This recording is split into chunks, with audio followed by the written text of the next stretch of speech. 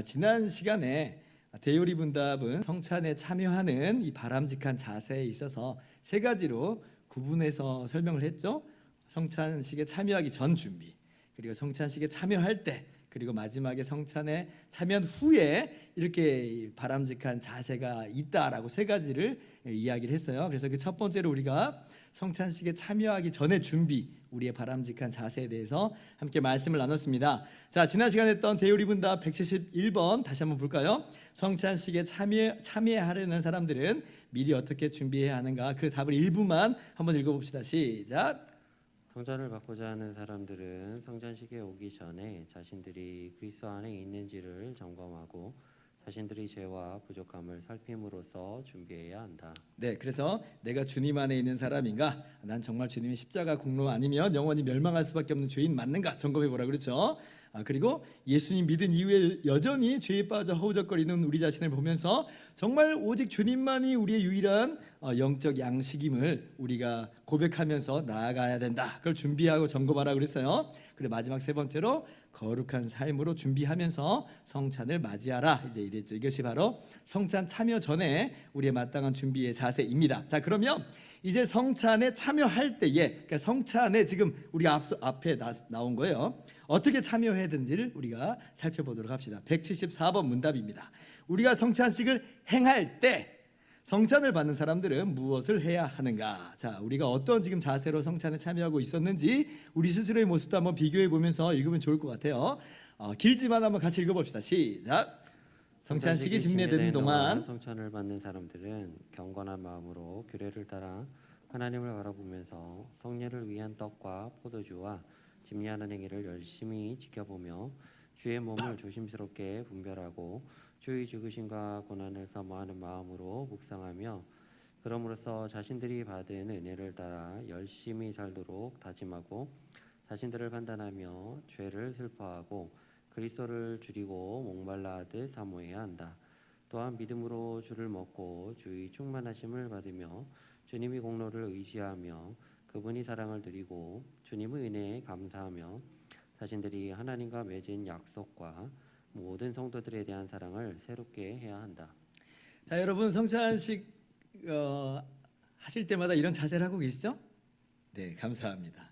자, 우리가 이렇게 하고 있는 거예요. 근데 이제 한번 우리가 정리를 한번 해봅시다. 자, 먼저 어떤 자세로 성찬을 지금 대해야 되는가 할 때에 먼저 경건한 마음으로 하나님을 바라보라, 이제 이렇게 이야기를 합니다.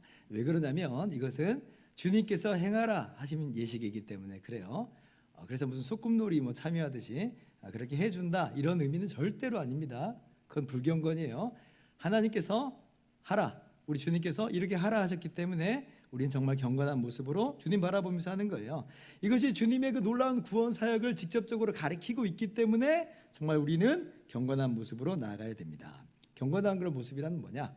뭐 마냥 엄숙한 자세로 나아가라는 얘기냐? 물론 엄숙한 자세도 필요합니다만은 경건의 의미가 뭔지 제가 예전에 설교 시간에 이야기를 했죠. 하나님을 사랑함으로, 이게 경건이에요. 하나님을 사랑함으로. 좀 더 세분화한다면 오직 주님께만 영광 돌리고 우리 자신은 겸손함으로 나아가는 것이 바로 경건의 모습이다라고 그랬습니다. 그래서 우리는 경건하게 우리 성찬 예식에 참여해야 됩니다. 둘째로 집례 행위를, 이 성찬 집례 행위를 열심히 지켜보라 그래요. 그것이 성찬을 참여하는 바람직한 자세라고 하는 겁니다. 흥미롭죠? 지켜보라. 그래서 이제 대요리 분답은 성찬식은 먹는 것만이 아니라 보는 것까지도 함께 있다. 그래서 지켜보라 이렇게 이야기를 하는 거예요. 왜냐하면 예식 전체가 성례인 거예요. 그러니까 먹는 것만이 예식의 전부가 아니라 이 모든 것이 다 성례이기 때문에, 그래서 먹는 것이 성찬식의 중심에 분명히 있습니다만은 그 전체를 다 보라고 하는 거예요. 쉽게 예를 들자면, 비유한다면 성찬식은 일종의 체험 활동이면서 동시에 시청각인 거예요. 시청각. 내가 직접 참여하는 거예요, 성찬식에. 근데 또 한편으로는 시청각이에요. 보는 게 중요하다라고 하는 거예요. 그래서 그런 측면에서 종교 개혁자들은 먹는 것뿐 아니라 보는 것에도 의미를 부여를 합니다. 하이델베르그 요리 분답을 보면 그래서 뭐라고까지 이야기하냐면, 주님의 떡이 나를 위해 떼어지고 잔이 나에게 나누어지는 것을 내 눈으로 보는 것이 확실한 만큼 확실하게, 이렇게 얘기해요. 그만큼 확실하게 주님의 몸이 나를 위해서 찢겨지며 주님의 피가 나를 위해서 흘려졌음을 이렇게 알라고 하는 거예요. 먹는 것이 중요한 의미, 핵심적인 의미가 맞아요. 그런데 보는 것도 의미가 있다. 백문이 불여일견 이런 말도 있잖아요. 그래서 100번 들었다고 해도 한 번 직접 보는 것만 못하다 이런 뜻이잖아요. 그래서 우리가 성찬식에는 그렇게 보는 것의 의미도 있다라고 하는 것을 아시면 되겠습니다. 그래서 우리 교회도 지난주부터 떡을 이제 미리 이제까지는 떼어놨었는데 이번부터는 직접 떼도록 했죠. 그럼 스스로 이제 보고 느끼라고 하는 거예요. 그래서 그렇게 떼는 것까지도 우리 교회가 이제 하게 되었다라고 여러분이 아시면 되겠습니다. 시청각적인 의미를 좀 더 세우자고 하는 거였죠. 자, 셋째로 성찬식에 참여할 때에 또 어떤 자세로 준비로 나가야 되는가 할 때에 성찬식 오기 전에 우리가 취했던 자세들 있죠. 그 자세들을 고스란히 성찬식을 행할 때에도 여전히 견지하는 것, 이것이 성찬식 앞에 행할 때에 마땅한 자세입니다. 이건 제가 지난주에도 이미 다 설명했기 때문에 오늘 이 전체를 반복해서 말씀드리지는 않겠습니다.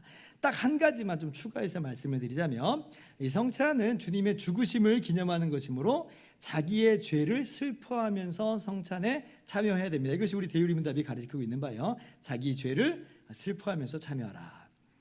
우리 죄 때문에 주님께서 십자가에서 죽으신 거잖아요. 그죠?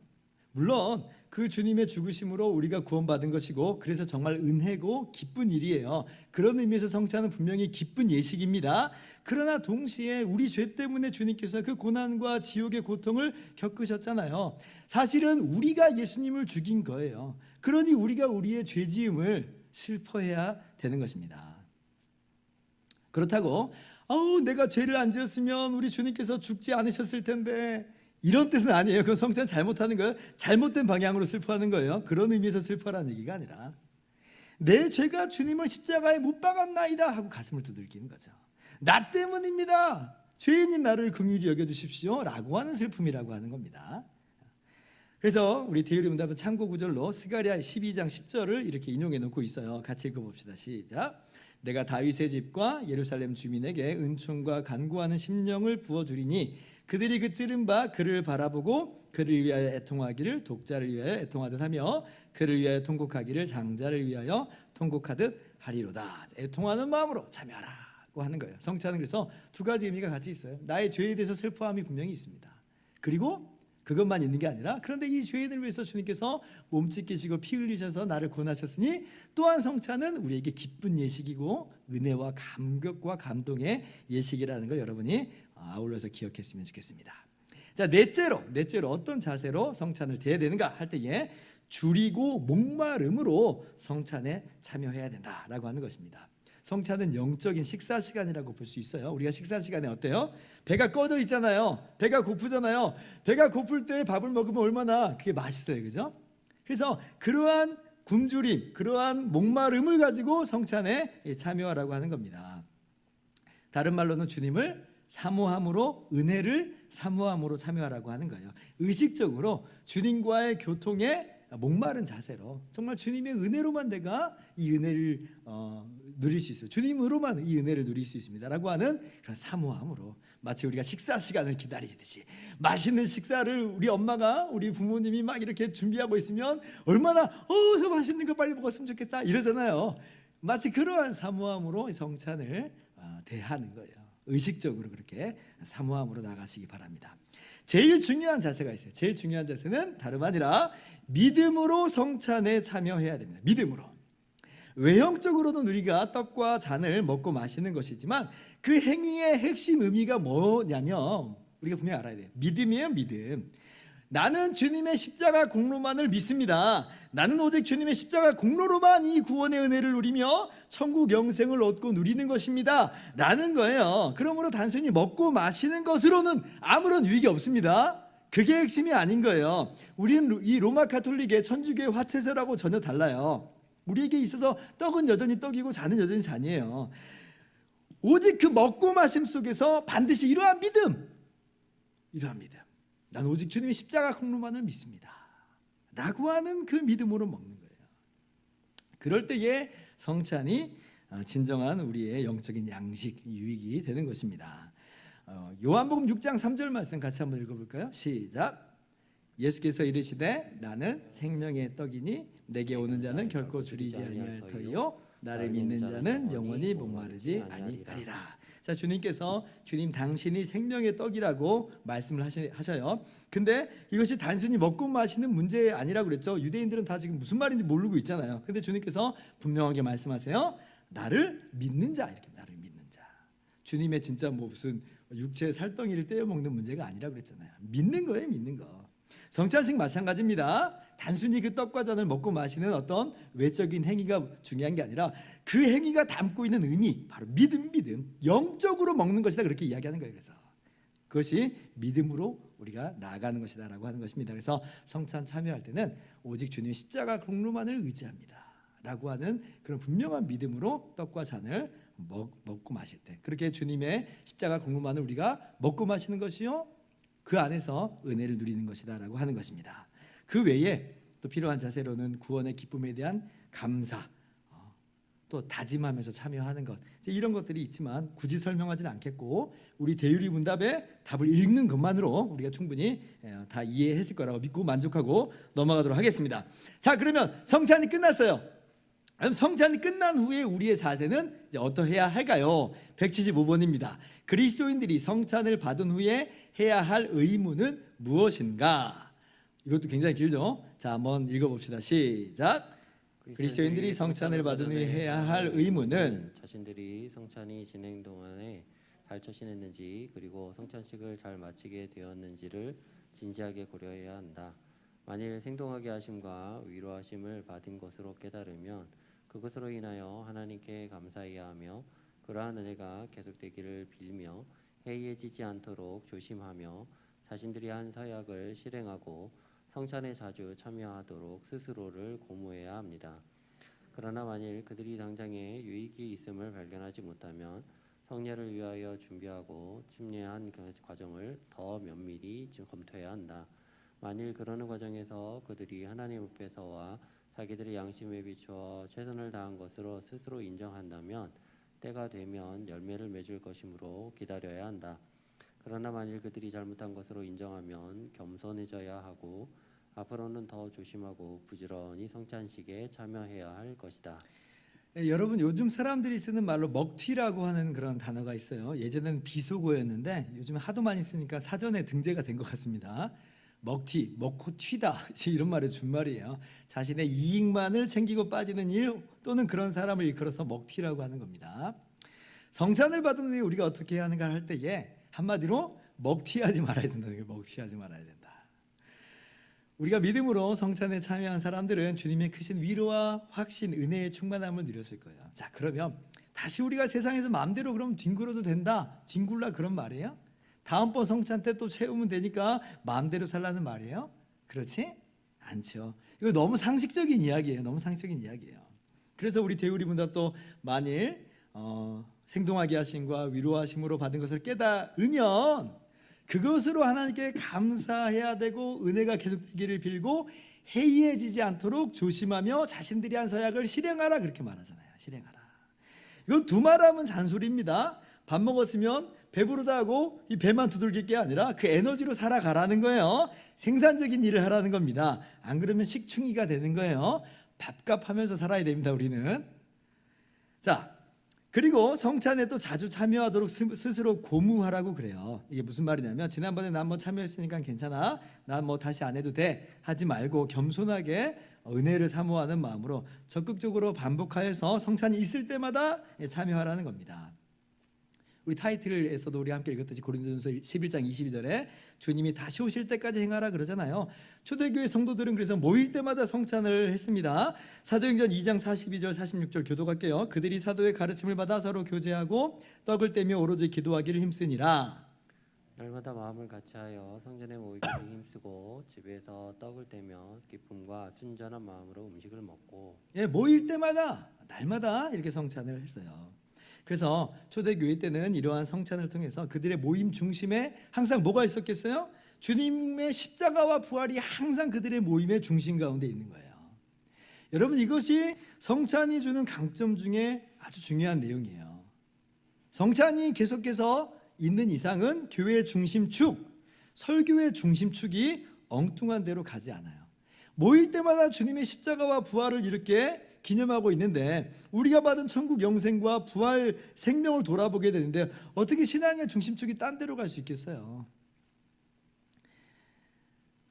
성찬을 통해서 매번 어떤 짜릿한 느낌 뭐 그런 것이 있지 않더라도 그래도 성찬을 할 때에 교회가 바른 길 위에 든든하게 서게 됩니다. 바른 길을 걷게 되는 거예요. 어떤 사람들은 성찬이 너무 많이 반복되면 오히려 매너리즘에 빠질 수 있지 않겠느냐 그런 말씀들을 하시는 분들이 있습니다. 예, 저도 그런 우려를 충분하게 이해를 해요. 그런데 저는 그런 우려보다도 오히려 성찬을 자주 안 해서 오는 폐해가 훨씬 크다고 생각을 합니다. 오히려 성찬을 자주 안 하니까 목사님들이 주님의 십자가 부활을 주변부로 좀 미루어 놓는 것 같아요. 미루어 놓는 것 같아요. 제가 볼 때는 그래요. 그러니까 교회의 중심축이 주님의 십자가와 부활에서 어긋나가 버리고 신앙의 중심축이 자꾸 딴 데로 가는 것 같아요.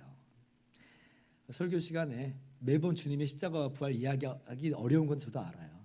그런데 그것이 중심이 돼야 되는데 그게 빠져버리면 자꾸 딴 얘기를 더 하고 싶고 또 딴 얘기에 사람들이 더 감동받는 것 같으면 자꾸 그쪽으로 막 이제 가기 마련인 거예요. 물론 설교 시간에 정해진 강의 본문을 따라가다 보면 매번 주님의 십자가와 부활이 이렇게 나오는 것만은 아니죠. 그런데 어떤 분들은 이제 주제 설교를 하시는 그런 분들이 있잖아요. 근데 그런 주제 설교 내용을 쭉 들어보면 아니 1년 중에 주님의 십자가와 부활이 나오질 않아요. 기껏 이렇게 뭐 고난주간, 부활주일, 성탄절 같은 절기 때나 잠깐 나오지 이거 뭐 다 아는 거 아닙니까? 라고 하면서 오히려 딴 얘기들만 잔뜩 이제 늘어놓는 그런 느낌이에요.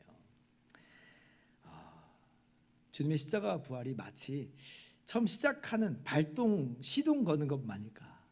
저는 그렇지 않다고 봐요. 주님의 십자가와 부활은요, 우리 신앙인들을 평생 지탱해주는 진정한 생명이요, 양식이요, 기초요, 반석이 됩니다. 무슨 돌다리 건널 때의 첫 번째 돌 이 정도가 아니에요. 이거는 반석이에요. 날마다 점검하고 날마다 돌아보고 그 위에서 우리의 신앙을 세워야지 예전에 했으니까 됐어 라고 하는 것은 절대 이제 안 된다는 거죠. 그래서 성찬을 할 때에 오히려 그것을 날마다 돌아보게 되는 거예요. 그래서 만약에 이제 주제 설교하시는 분들이 뭐 그렇게 주제 설교를 하고 또 강해 설교하시는 분들이 강해 설교하면서 날마다 십자가와 부활을 얘기하지 않더라도 성찬을 이제 하게 되면 자연스럽게 뭐가 전면에 부상하게 돼요? 주님의 십자가와 부활이 전면에 이제 부상하게 될 거예요. 왜냐하면 성찬은 주님의 십자가와 부활을 직접적으로 가르치고 있으니까. 네, 그래서 그리고 또 강해 설교하더라도 주제 설교하더라도 그것이 자연스럽게 적용이 돼요. 십자가와 부활하고 접목이 되게 되는 거예요. 그래서 오히려 주님의 제정하신 바 성찬은 자주 하는 게 좋습니다. 근데 그렇게 하지 않고 성찬을 1년에 한 2번 정도 하고 이제 끝나버리고 말면 사람들이 주님의 십자가와 부활을 굉장히 주변부로 밀어놓기 쉽다라고 하는 거예요. 그래서 저는 한국 교회에 성찬이 조금 더 자주 더 시행이 돼야 된다 이렇게 보는 쪽입니다. 예전으로서 어떤 예식을 해야 되니까 하는 그런 말 말고요. 복음이 중심이 돼야 된다는 걸 말씀드리고 싶은 거예요. 만약에 그 교회가 그 목사님의 설교가 그 교회가 이미 복음 안에 탄탄히 서 있으면 성찬이 1년에 한 2번 있어도 괜찮다고 봐요. 그런데 그렇지 않다면 더더군다나 성찬은 자주 해서 교회 안에서 복음이 중심이 되도록 해야 됩니다. 그래서 우리 교회는 매월 첫째 주에 성찬을 합니다. 그런 의미는 복음 중심의 교회, 복음 중심의 신앙생활을 우리가 하자라고 하는 것입니다. 종교 교역자들도 그래서 성찬을 자주 하라고 가르쳤죠. 우리는 주님의 십자가와 부활을 항상 우리 중심에 두어야 돼요. 이것 외에 우리를 살게 하는 것 없어요. 이것 외에 우리의 영혼을 부요하게 하는 거 없어요. 오직 주님의 십자가와 부활만이 우리의 영혼의 양식입니다. 그래서 성찬을 통해서 누리고 잠기고 그 안에서 풍성한 열매를 맺어나갈 수 있기를 바랍니다. 자, 그런데 우리 대요리문답이 성찬 후에 마땅한 자세 또 가르치는 바가 있어요. 뭐냐면 성찬에 참여해서 은혜를 받은 사람들은 이러한 의무, 이러한 자세로 살아라라고 하는데 성찬에 참여했는데 자기의 영혼에 아무런 유익이 없었다고 생각하는 사람들이 있을 수 있다는 거예요. 그죠? 그러면 이제 그 사람들은 어떠한 지금 모습으로 성찬 후에 지금 나아가야 되느냐라고 할 때에 한번 점검해 보라는 겁니다. 내가 지금 올바른 자세로 준비 자세로 성찬에 참여했는가 돌아보라고 하는 거예요. 만약에 내가 은혜를 못 누렸다라고 하는 것은 어쩌면 그 이유 중에 하나는 내가 성찬 준비를 잘 못했다는 거예요. 아무 생각 없이 그냥 성찬에 참여한 것 아닌가라고 하면서 스스로 점검하게 하는 것이고, 그래서 다음번에 참여할 때는 정말 부지런히 또 경건하게 성찬에 참여할 수 있도록 스스로를 돌아보라라고 이렇게 이야기하는 거예요. 자, 그런데 또 다른 사람이 있을 수 있어요. 성찬 참여 자세에 아무런 문제가 없었는데도 불구하고 자신의 영혼에 유익이 없었다라고 생각되는 그런 경우도 있을 수 있겠죠, 그죠? 근데 그때에는 이제 우리 대요리 문답이 뭐라고 가르치냐면, 하나님께서 열매 맺게 하실 것을 그저 기다려라, 이렇게 얘기해요. 기다려라. 목사님, 성찬 참여 자세에 아무런 문제가 없었는데도 불구하고 은혜가 충만하게 누려지는 일이 없을 수도 있다는 건가요? 어때요? 그럴 수 있어요. 그럴 수 있어요. 왜냐하면 우리가 지금 은혜의 방편 3가지를 이야기하고 있잖아요. 말씀, 성례, 기도 이야기하고 있어요. 근데 제가 그때 뭐라고 말했냐면, 이것은 은혜의 외적인 방편이라고 그랬죠. 이 자체가 기계적으로 은혜를 주는 게 아니고 성령께서 은혜를 주시는 도구로서 이것들이 사용되는 거예요. 그래서 때로는 이 방편들이 사용됨에도 불구하고 성령께서 우리 가운데 주시는 그 은혜가 우리 가운데 누려지지 못할 때는 있어요. 왜냐하면 성령께서 주권적으로 은혜를 주시는 것이니까, 기계적으로 자동적으로는 아니라는 거예요. 그때는 그래서 기다리라는 거예요. 기다리라. 성령께서 분명히 주님의 뜻 가운데 주님의 때에 은혜를 주실 겁니다. 왜 내게 이번에는 은혜를 안 주셨는가? 기다리세요. 주님은 선하시고 자비로우신 분이니까. 그래서 주님께서 은혜를 주실 것입니다. 그래서 당장은 내게 은혜가 없는 것처럼 여겨질지라도 길게 보고 크게 보면 분명히 주님께서는 변함없이 우리에게 성찬을 통해서 은혜를 주실 것입니다. 그래서 믿음으로 그렇게 계속해서 우리가 성찬을 기대하고 사모함으로 참여해야 되겠습니다. 이렇게 해서 세례와 성찬, 성례에 대한 내용이 끝났어요. 근데 이제 그럼 이제 궁금한 점이 있을 수 있어요. 그럼 목사님, 세례와 성찬의 차이는 뭔가요? 하는 질문이 있을 수 있어요. 근데 그 내용을 우리 대요리 문답이 친절하게 설명을 해줍니다. 일치점, 차이점이 있다고 하는 것을 그 다음 문답에서 가르쳐주고 있어요. 176번 보세요. 세례와 성찬이 합일한 점은 무엇인가? 여러분 한번 읽어볼까요? 시작. 세례와 성찬이 합일한 점은 그 둘을 제정하신 이가 하나님이시라는 점이다. 두 성녀의 영적인 면은 그리스도와 그분이 주시는 유익이다. 둘 다 같은 언약의 인침이다. 성례는 복음의 사역자가 집행할 수 있고 다른 아무도 할 수 없다. 그리고 그리스도께서 다시 오실 때까지 주님의 교회에서 계속 행하는 것이다. 제가 볼 때는 세례와 성찬의 공통점에 대해서는 궁금한 점이 없으실 거라고 봅니다. 우리가 궁금한 건 뭐냐? 차이점이죠. 둘 다 똑같이 그리스도의 구원 사역을 가리키는 바 은혜 언약의 표와 인인데, 아니 둘 사이에 어떤 차이가 있다는 말인가? 이게 정말 우리가 궁금한 거예요, 사실은. 자, 그래서 177번으로 바로 갈게요. 세례와 성찬의 다른 점은 무엇인가? 여러분들 읽어봅시다. 시작. 세례와 성찬의 다른 점은 이것이다. 즉 세례는 물로써 단 한 번만 받는 것이며 우리가 거듭나고 그리스도에게로 접붙임을 받는 것에 대한 징표이며 인침이다. 따라서 세례는 유아에게까지도 시행되는 반면에 성찬은 떡과 포도주로 자주 행하는 것으로서 그리스도께서 우리의 영혼을 위한 영적 양식이 되심을 대변하고 나타내는 것이다. 그것은 우리가 그리스도 안에서 계속 자람을 확증하는 것이다. 그러므로 성찬은 오래 믿고 자신들을 점검할 수 있는 사람들을 위한 것이다. 쉽게 정리해서 말씀드리자면 차이가 있어요. 그래서 세례는 단 한 번만 받는 것이고 성찬은 반복해서 우리가 행하는 거예요. 그럼 어떤 차이냐라고 할 때에, 자, 세례는 이제 그 의미가 뭐냐면 우리가 예수 그리스도와 하나 되는 연합 사건을 가리키는 거예요. 연합 사건. 성령으로 말미암아 우리가 예수 그리스도에게 접붙임 되는 거예요. 이렇게 한 번 접붙임 되는 것은 절대 반복되지 않아요. 단회적이에요. 막 붙었다 떨어졌다 그러는 게 아니라는 거예요. 다른 말로는 세례는 그리스도의 피로 우리가 영원히 단번에 죄사함 받는 사건, 구원받는 사건을 가르쳐요. 그래서 죄사함 받았다 안 받았다 그러는 거 아니라는 거예요. 그래서 세례는 절대 반복하지 않습니다. 반복하면 도리어 세례의 의미가 파괴돼 버리는 거예요. 그래서 유아 세례자들에게 다시 세례 주지 않죠. 유아 세례자들한테는 그저 입교만 하게 돼요. 입교만. 어떤 분들은 나는 개념이 없을 때 세례를 받아가지고 몰랐는데 그때 이제서야 알게 됐어요. 다시 세례 받을 수 없나요? 다시 받고 싶어요. 이제 그런 분들도 있어요. 근데 그러면 안 되는 겁니다. 세례가 무슨 어떤 짜릿한 느낌과 감동을 받자 이제 그러는 거 아니에요. 진짜 내가 나중에 그때는 참 믿음이 아니었고 이제서야 참 믿음을 갖게 되었다라고 할지라도 전에 받은 그 세례를 내가 영원히 단번에 받게 된 구원 사건으로 소급해서 이해를 해야 됩니다. 오히려 그분들은요 이렇게도 이해하면 더 깊은 의미로 갈 수 있어요. 야, 주님께서 영원전에 나를 택하신 게 맞구나. 그때 나는 아무 생각 없이 세례를 받았는데 야, 주님께서 영원전에 나를 이미 하나님 그리스도 안에서 하나님의 백성으로 삼아 주신 거로구나 라고 하는 더 깊은 의미로도 그 안에 발견하면 더 좋아요. 괜히 또 받으려고 하지 말고. 그래서 단 한 번에 그리스도의 피로 내가 영원히 하나님의 언약 백성이 되었다는 것을 되새겨보는 것으로 충분합니다. 물론 자 성찬도 그리스도와의 연합을 보여주는 표와 인이 되는 건 맞아요. 자 세례도 그리스도와 연합을 보여주는 거예요. 성찬도 그리스도와 연합을 보여주는 그런 표와 인이 됩니다. 그런데 초점이 달라요. 세례는 그리스도와 하나 되는 그 접붙임 사건 그걸 말하는 거예요. 그런데 성찬은 주님과의 연합을 똑같이 가리키고 있지만 그렇게 접붙임 이후에 우리의 모습을 지금 그려주고 있어요.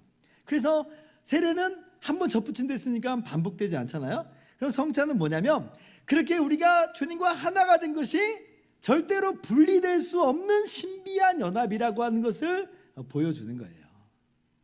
그래서 제가 성찬식 때 이야기하기를 마치 우리 몸속에 떡이 밥이 음식물이 들어가서 우리 안에서 어떤 것이 떡인지 우리 자신인지 알 수 없을 정도로 신비하게 하나 한 덩어리가 돼버렸다고 그랬잖아요. 마찬가지로 주님과의 연합은 그런 거라는 거예요. 그러니까 성찬을 통해서 확인하는 것은 주님과 우리와의 연합은 세상 그 어떤 것으로도 끊어지지 않는 너무나도 신비한 분명한 연합이로구나라고 하는 것을 성찬을 통해서 날마다 확인하는 것입니다.